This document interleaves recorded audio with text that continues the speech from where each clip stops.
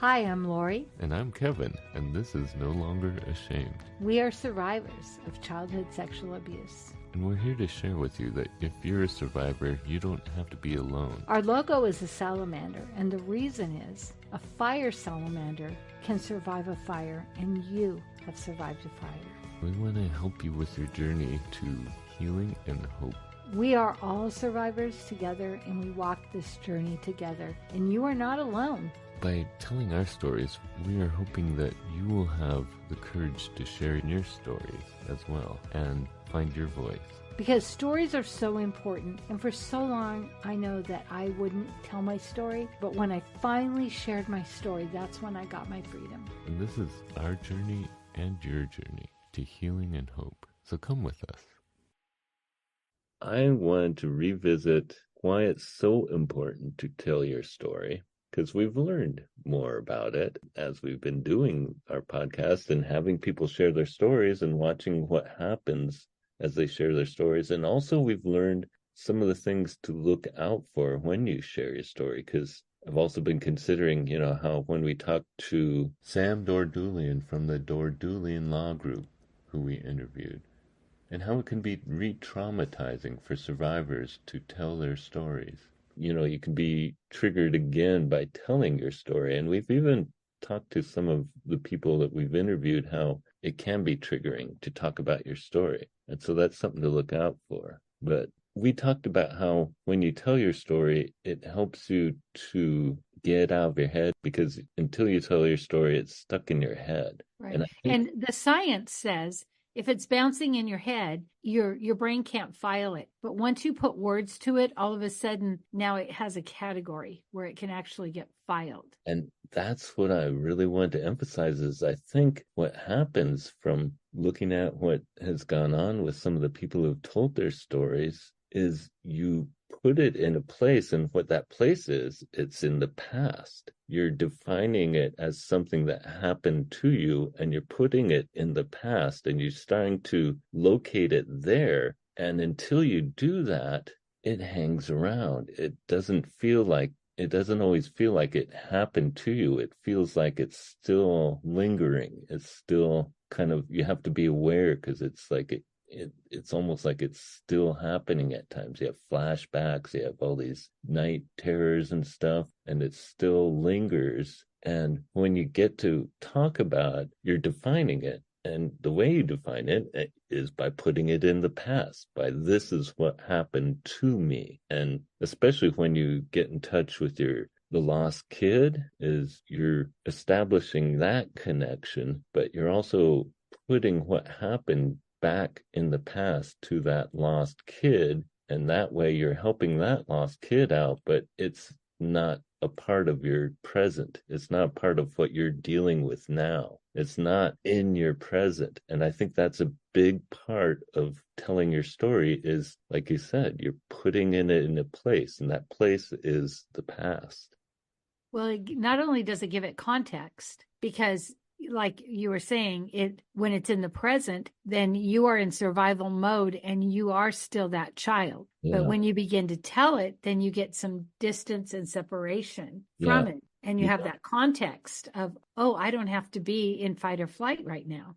Exactly. And so it allows you to act on things rather than react to them. You can have something that triggers you, and you can understand that and act on it rather than react to the trigger, because it's like it's part of what's happening to you right now. Instead, you get to look at it and go, oh, I'm triggered because that reminded me of what happened to me. And so It's all these definitions of, and that's why when we talked about how language is so important and how we don't talk about my abuser, we talk about the person or the perpetrator, the person that did this to me, or the perpetrator that did this to me, because you're placing it in a place which is in your past. You're not owning it right now. Yeah. There is just so much healing in telling our story and the evolution of it as we tell it. What happened for me when I told my counselor some parts of my story that I just said very nonchalantly, because I'm a kid, I just think it's normal. And she was able to give it context. Yes. That's not normal. Not all kids go through that. That's not okay. And all of a sudden, things started making more sense for me because I just thought all kids went through that. Yeah. So you're defining it. You're putting boundaries on it, as in placing it in the past, but you're also putting definition on it, like this wasn't supposed to happen. This wasn't my fault. It happened to me. So there's all these ways of defining it that go against what you've been feeling, or that's just been rattling in your head. Like you said, you can't stop those scripts that you've been told or you've learned from what happened to you, because you're not defining it. You're not allowing it to come out and be put in its place. Something that comes to mind for me is when we think about the Bible and how God spoke things into existence. And there is a lot to be said for self-talk. We can self-think, but when we begin to talk, that's when we begin to change the patterns in our brain. So if you think of it in that context, when we tell our story, then we're able to change the story in our brain as well. But as long as it's thoughts, as long as we're holding it in. Yeah.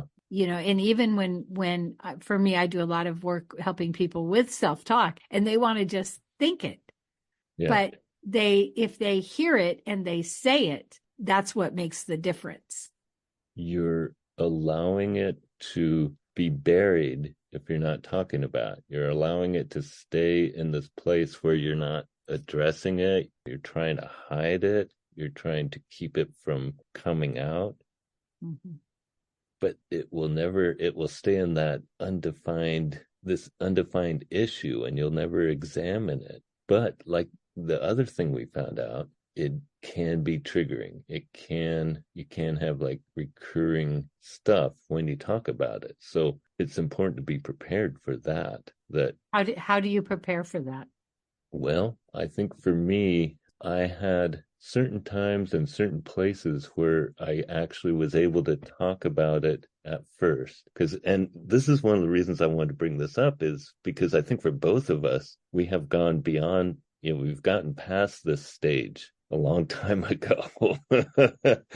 And so it didn't affect us as much when we started this podcast. And so it wasn't something we realized this is important to talk about. But I had a certain time in a certain place where I knew it was safe to bring up the things that could be triggering, that I could be emotional there, that I could handle that emotion at that time, because you will have a lot of emotion. There's the emotion of grief, of loss, of sadness, of fear. Fear's a huge one. It can be frightening. It can be really disturbing and frightening and depressing and sad because of the loss and the grief or the shame.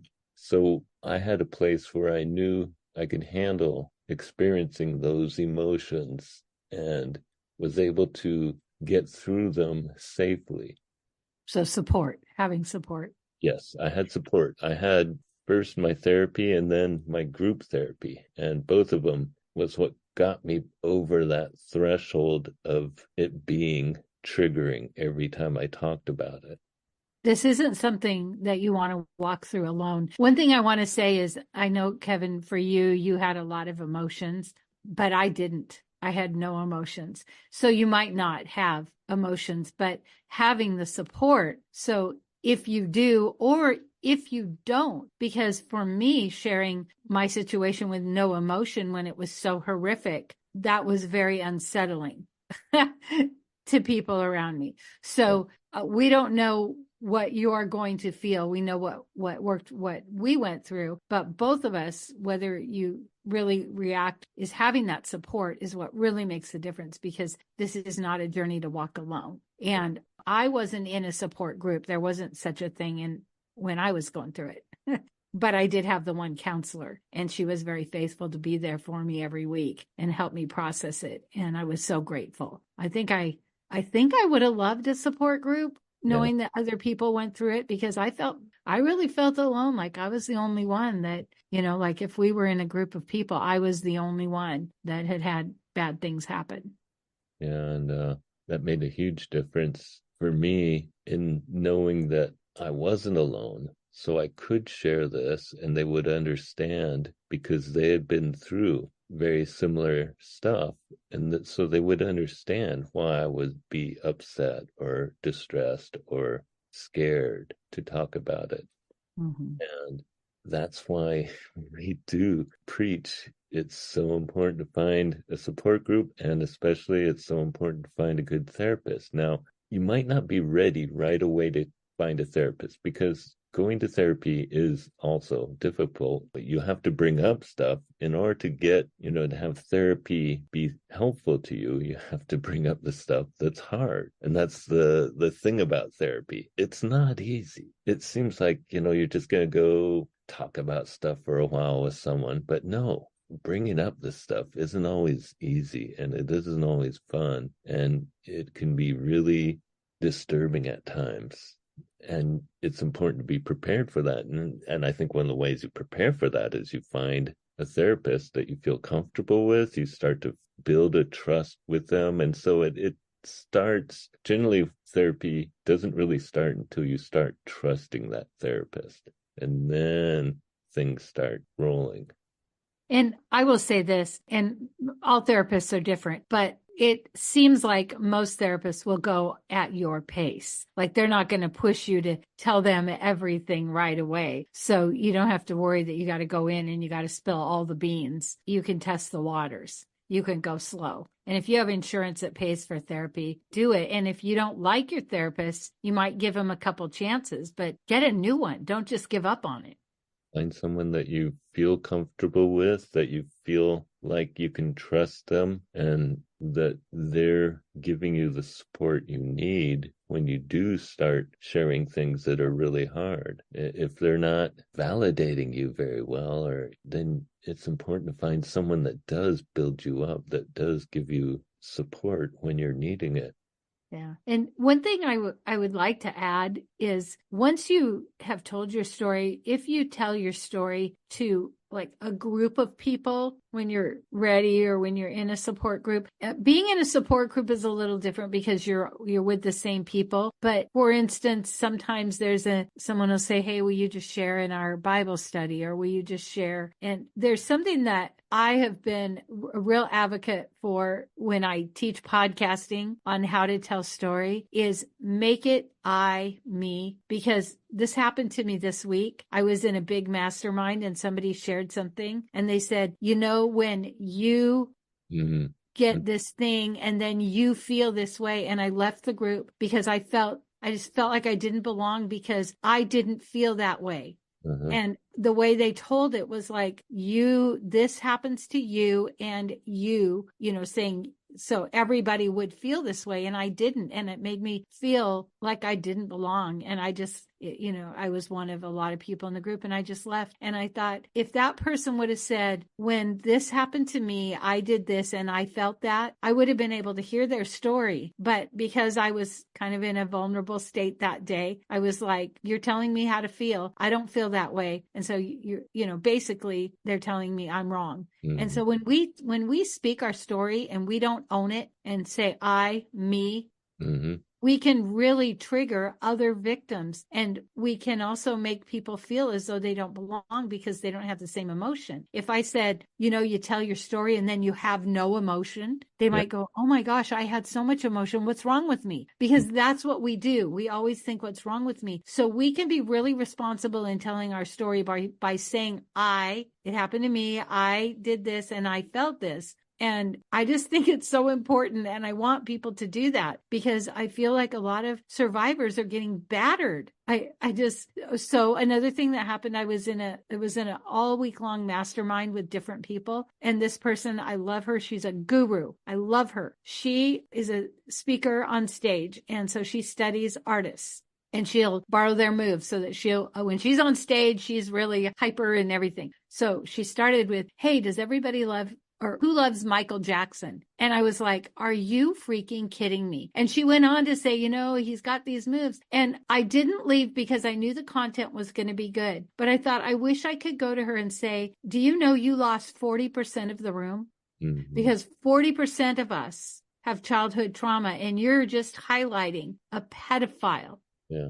And so when people speak, often they don't know, they're not thinking about the impact of what they're saying is going to have on someone else. Like, we tell our story because we're trying to get it out and we're trying to tell it. But when we begin to tell it in a bigger way, we do want to be conscious and we want to own what's ours.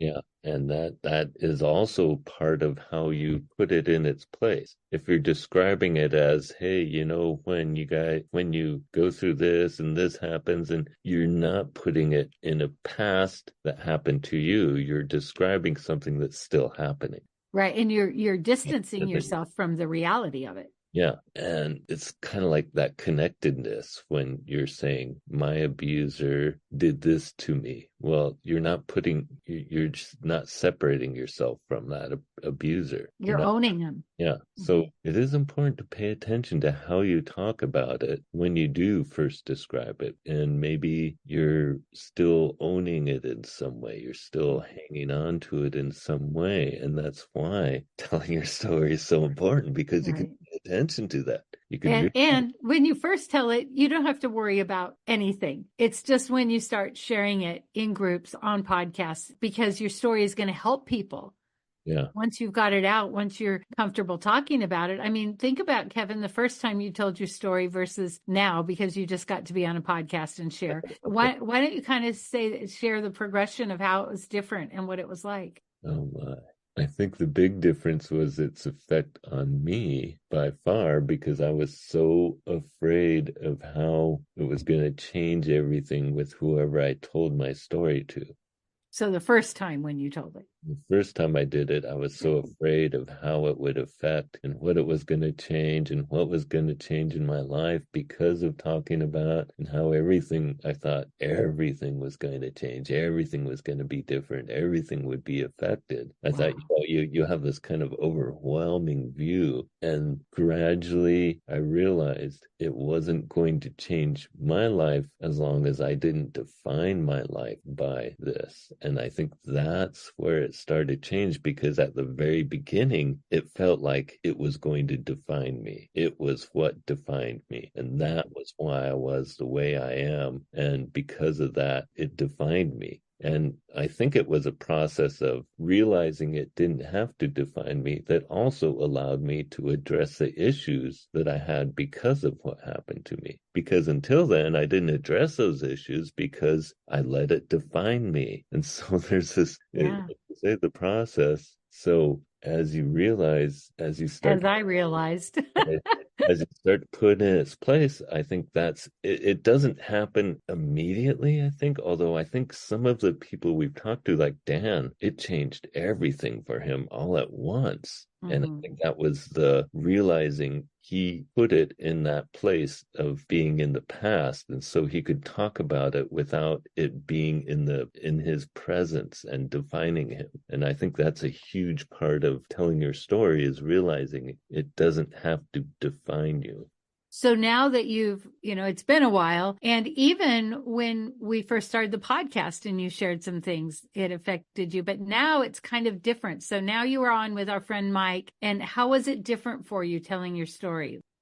Well, I was clear about what I didn't know, which is interesting. There's a lot of my story that is very unclear and still kind of repressed, or still, I realize there's a lot of my memory that was messed up and not clear, I think because of disassociation and so forth. And so so what happened to me, I still understand, but there's also, I understand more about what I don't understand, what wasn't clear then and still isn't clear now.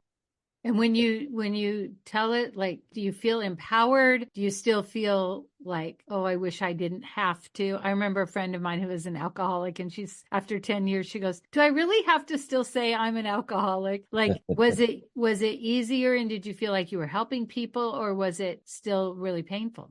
No, it wasn't painful. It wasn't as disturbing to me. And I knew that talking about it was a way of giving others an opening to talk about their own issues, their own history. And so it didn't bother me even as much as 3 or 4 years ago. So we started this podcast just over 3 years ago. But before that, I did my testimony in church. And then it was a lot harder than it was when I talked to Mike this week, because I realized the more I tell my story, the more I'm putting it in that place where it belongs, which is in the past, part of my history, but not defining who I am now. And so it doesn't affect me like it used to.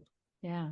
And that's a beautiful thing. That's why we're saying share your story, because look at Yeah. the evolution and how it's gone from something that happened to you that was scary, that was going to ruin your life, to something that is helping others.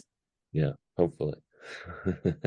And that is one of the other reasons we think that it's so important to tell your story. Is I know not only does it help you put that story in its place in the past, but it does help others. It gives them an opening if they need to talk about something, if they have something they've never told anyone and they've been afraid to because they think they're all alone, that they think all these terrible things will happen to them. And if they see you talking about it and nothing terrible happened, it allows them to maybe feel safer about talking about. It is amazing how tightly we hold on to the secrets. And I remember one time I went to Women of Faith conference and I listened to one of Billy Graham's daughter, the not so famous one.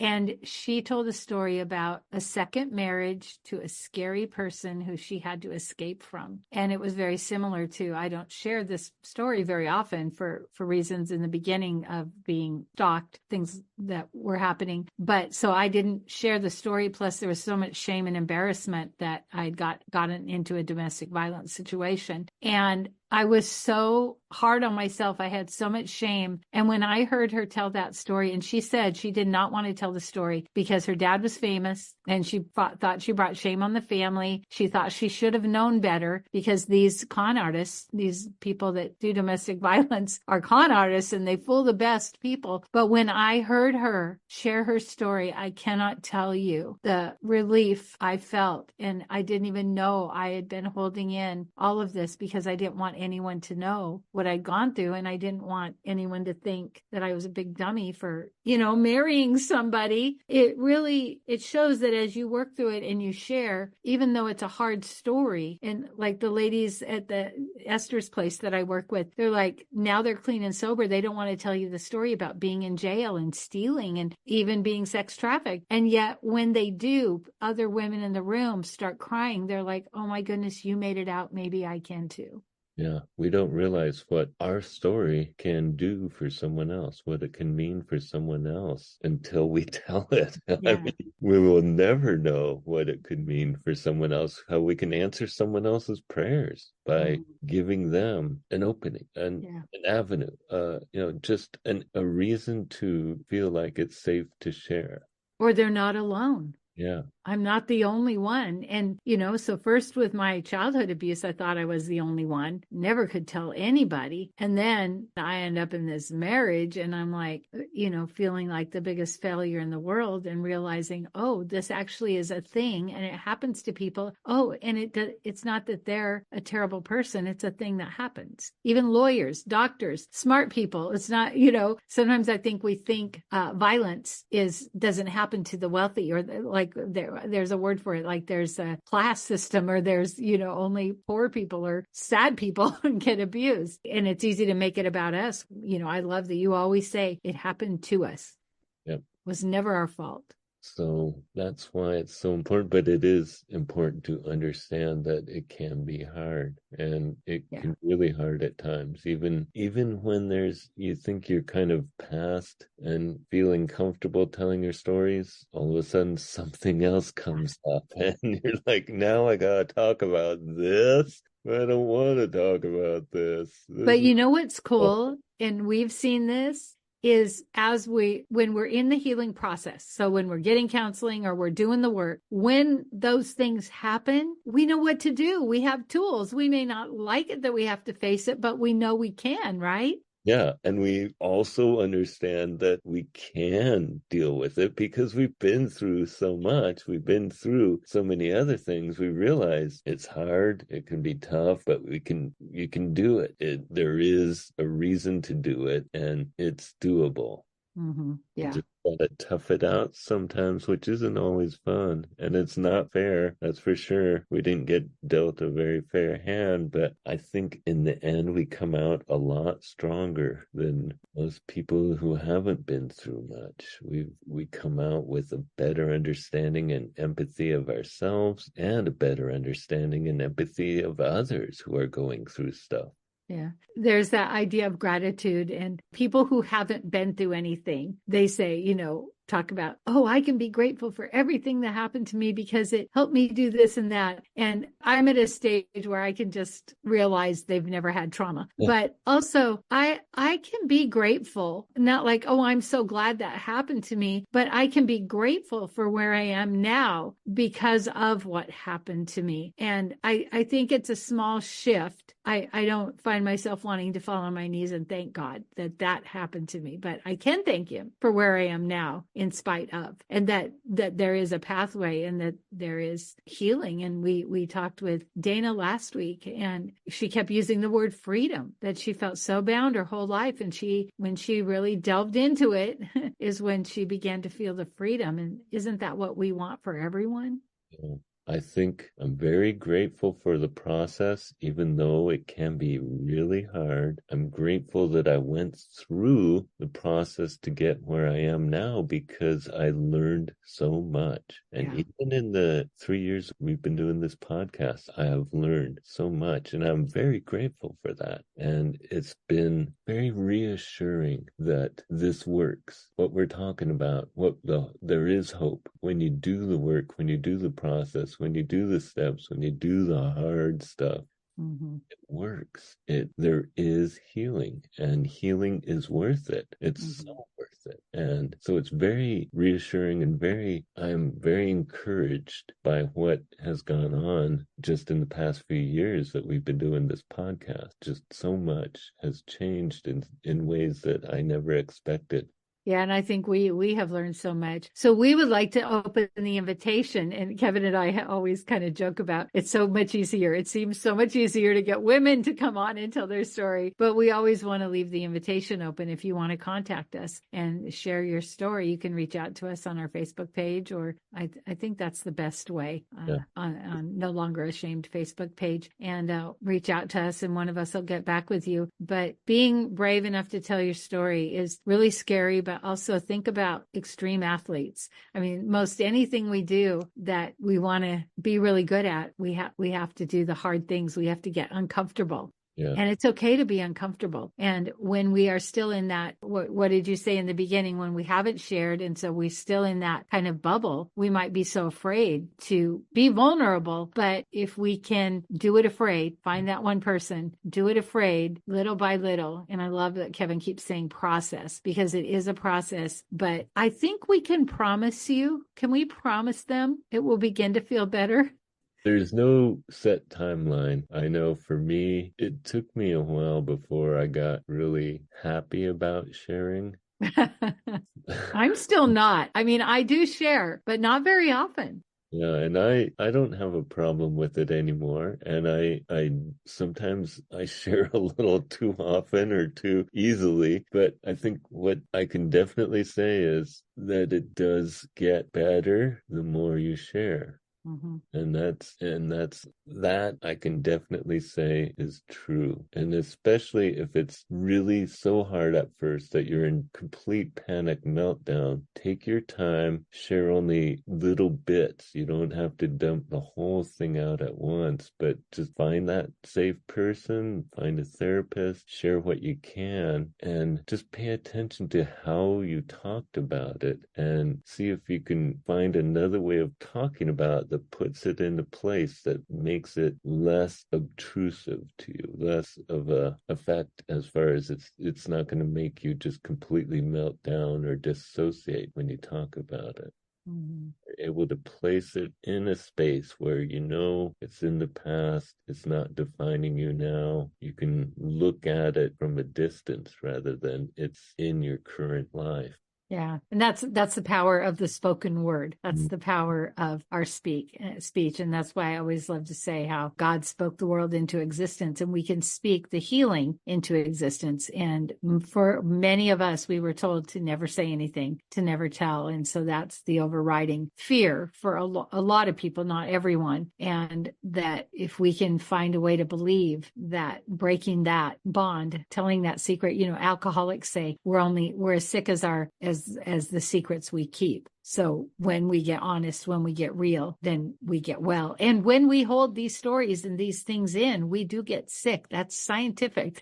But as we begin to let them go, then we can get not only emotional healing, but physical healing. So try it out. We dare you. We double dog dare you. What you're comfortable with at first, but if you are in a place that feels safe and you want to share with us, contact us. We would love to hear from you. We'd love to interview you if you're comfortable. And we'd also love to hear what it was like for you the first time you shared. If you've talked about it, if you've gotten to a place where you've talked about, but you don't really tell anyone else except for these, because for me, there was a handful of people at first I would talk about with and no one else. Mm-hmm. So if you're just, what was it like for you? How did it change for you when you talked about? Because I think the people who are listening to us would love to hear different versions of what it was like to talk about and how things changed and how they realized they didn't have to be defined.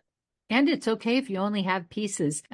Kevin can testify. I mean, I had the repressed memories, but Kevin can testify. You think you know your story, and all of a sudden, bam, there's something else you didn't know. So if you only have pieces, that's okay too. Yeah. So let us know. Share what you have gone through. We'd love to hear it. Our Facebook page is No Longer Ashamed. I think the picture on there is still the fire dragon. I'm not sure, but reach out to us. And this is always where we wrap up with prayer. So that's it for today. We are going to have a prayer time if you want to stick with us. If not, we believe in you. We want to hear from you. We want to hear your stories. If you like this podcast, please rate and review, because that's how other people can find us. And we really want to spread this message. Father, I just thank you for all your blessings and that you've given us courage to share our stories, so that we will help others to have the courage to share their stories. And our hope has come from you. And Lord, I pray that you would give those who are afraid right now or who are hopeless, that you would fill them with your love so they know that there is hope, that there is a way out of their trap of holding it in, of not talking about. That's a trap, that there is a way out. And they can find a place to share. And even if it means they just write it down first, even if it means they just tell their cat first, try it out, and then maybe write it down, and then maybe tell someone. I just pray you would give them that courage to try it out, to share, and find the hope that is in you, Lord. And just pray for your presence in their lives when they're going through this and they need your courage. In your name I pray. And Father, I pray for the person feeling nudged, feeling like there is something, I don't know what it is, that you will help them find that safe place. You will provide an opportunity and a place where they can begin to explore this and start the work, because we know that that is where the freedom lies, and that we don't have to live in silence. We don't have to live in this excruciating pain of keeping a secret, of worrying that, as Kevin said, that it would define us, that it would alienate us, but that it is really the thing that when we speak it out of our mouth, that's when the healing can come. And I pray that. I pray that for everyone to get that experience in your holy name. Amen. Amen.